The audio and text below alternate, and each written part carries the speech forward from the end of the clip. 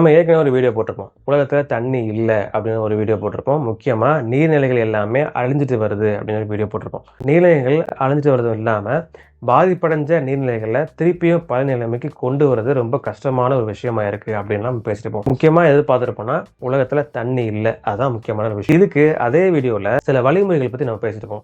அதுல முக்கியமான வழிமுறை எது பார்த்தீங்கன்னா இந்த RO வாட்டரை சேவ் பண்ணி என்னென்ன பண்ணலாம் அப்படின்னு சொல்லி இந்த வழிமுறை பேசிருப்போம். என் வீட்டில் நான் என்ன பண்றேன் அப்படின்னா இந்த RO மிஷின் இருக்குல்ல, அந்த RO மிஷின்ல இருந்து வர அவுட்லெட்டை வந்து நான் எதில் போடணும்னா பக்கெட்ல போட்டுறேன்.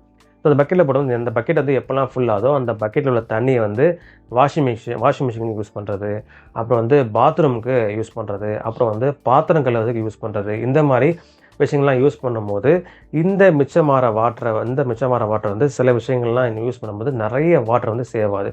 முக்கியமாக இந்த பக்கெட் வந்து அதாவது 15 லிட்டர்லேருந்து 20 லிட்டர் வரைக்கும் ஒரு கெப்பாசிட்டி இருக்குது. இந்த பக்கெட் வந்து ஒரு நாளைக்கு, அதாவது எங்கள் வீட்டில் வந்து 4 பேர் இருக்காங்க, இந்த பக்கெட்டு வந்து ஒரு நாளைக்கு வந்து 3 தடவை ஃபுல் ஆகுது. அதாவது 15 லிட்டர் வச்சு 3 தடவை ஃபுல் ஆகுது. அப்படியே ஒரு நாளைக்கு வந்து 45 லிட்டர் வந்து இந்த தண்ணி மூலமாக நாங்கள் யூஸ் பண்ணிட்டு இருக்கோம். இப்படி ஒரு நாளைக்கு 40 லிட்டர் வந்து ஒரு குடும்பத்துக்கு வருது அப்படின்னா அப்போ மாதத்துக்கு எவ்வளோ லிட்டர் வந்து சேவ் ஆகும் பார்த்துக்கோங்க, ஒரு நபரை வச்சு. இப்படி ஒவ்வொரு நபரும் நம்ம இந்த வழிமுறையை நம்ம யூஸ் பண்ணோம் அப்படின்னா எக்கச்சக்க வாட்டரை நம்ம சேவ் பண்ணலாம். இப்போவே தண்ணி இல்லை தான், தண்ணி பஞ்சத்தில் வந்துட்டோம் அப்படி இல்லை, தண்ணி இல்லைங்கிற நிலைமை தான் இப்போ இருக்குது முக்கியமாக சில நகரங்கள் எல்லாமே. பட் இப்படி ஒரு சுச்சுவேஷன் வந்து முக்கியமாக RO வாட்டர் யூஸ் பண்ணுறாங்களே, இப்படிப்பட்ட ஃபேமிலிஸ் எல்லாமே இந்த சுச்சுவேஷனில் நம்ம இறங்கணும் அப்படின்னா எக்கச்சக்க வாட்டரை சேவ் பண்ணலாம். முக்கியமாக ஃப்யூச்சருக்கு ஏற்கனவே இக்கட்டான சூழ்நிலை நம்ம இருக்கிறோம், மேலும் மோசமாக மாறதுக்கு இல்லாமல் ஒரு வழி கண்டிப்பாக வகுக்கும்.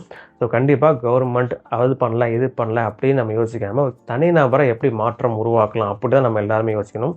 தனிநபராக எல்லாம் மாற்றம் உருவாக்கிட்டோம் அப்படின்னா நல்ல விதமான இயற்கை வளம் வாய்ந்த ஒரு உலகத்தை நம்ம உருவாக்க முடியும். ஸோ முடிஞ்ச அளவுக்கு இந்த வீடியோவை எல்லாத்தையும் ஷேர் பண்ணுங்கள்.